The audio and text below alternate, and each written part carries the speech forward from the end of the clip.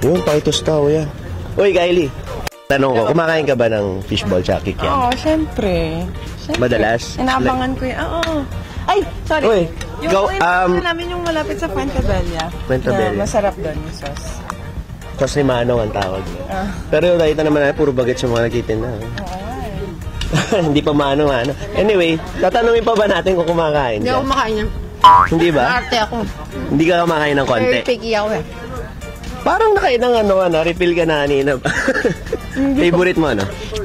Ito to. More on ano talaga, mga street foods. Ha? Any food. Any food? Oo nga, dahil ni Casey, hindi lumalaki ito. Actually, favorite ko kwek-kwek. Pero Kwek-kwek. nakita ko, toastado yung kikiam. So, Grabe nga eh, partner sa gulaman, ano?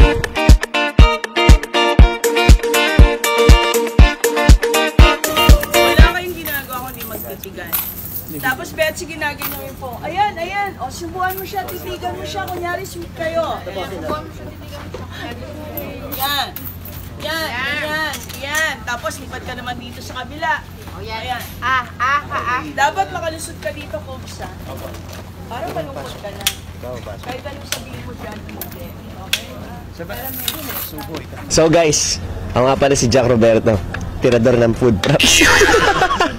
So, natapat ngayon may eksena, mag-fishball kami. Sila sir, tsaka sila ma'am, sila po yung may-ari nitong fishball na to. Tapos, pinakyaw na ng production.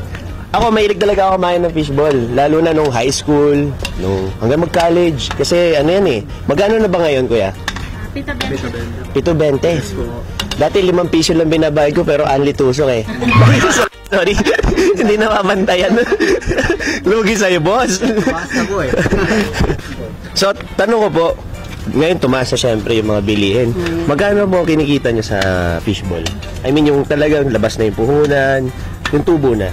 Yung malinis, pagka talagang malakas. Usually po, malaki din naman po talaga kinikita sa mga street food. Yun nga lang po talagang, sasabihan mo lang po ng sipag at tiyaga. Sipag at tiyaga. Ganun Pero po more or talaga. less po, mga 1.5 sa isang araw. Uy, hindi na masama, grabe. Sipag at tiyaga lang talaga. Opo. Net na yun. Pagka naubos naman po lahat ng paninda, pumapatak din po siya ng 2K plus. Ano pinakamalakas? Fishball, squidball, o kikiam? Kikiam po. Kikiam talaga. Ano ba? Pa-testing nga. Sige po.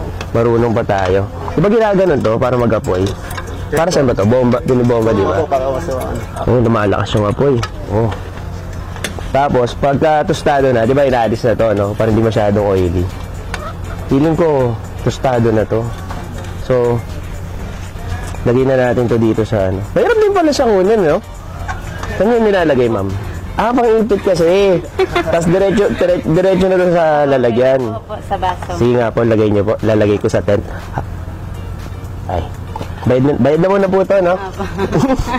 Tawag ka na ni Derek. Sandali na, Derek. Nag-fishball, oh. Joke na. Sinapawang mantika ng ano.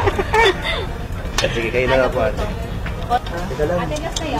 Factor scene na ba talaga? Oo, tayo magbibihis ka na. Bibihis na ako. Ako, 1.4 lang po.